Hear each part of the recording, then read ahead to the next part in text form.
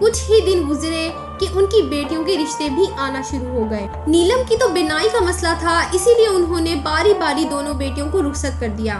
नीलम आज भी उनकी दहलीज पर बैठी है और किसी मौजज़े की मुंतज़िर है। उसे कभी कभी अपने लफ्ज़ याद आते हैं तो वो बहुत ज्यादा रोती है। उसने अल्लाह के अहकाम की रूहगर्दानी की थी और उसकी सजा उसे बहुत बुरी तरह मिल गई थी।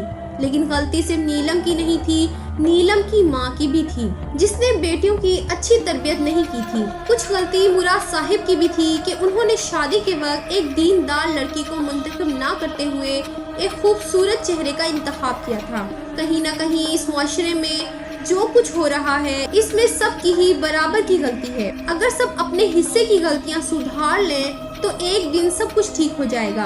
नाजरीन, मजीद इस तरह के सबक आमोज कहानी सुनने के लिए हमारी वीडियोस को लाइक करें, शेयर करें और हमारे चैनल को जरूर सब्सक्राइब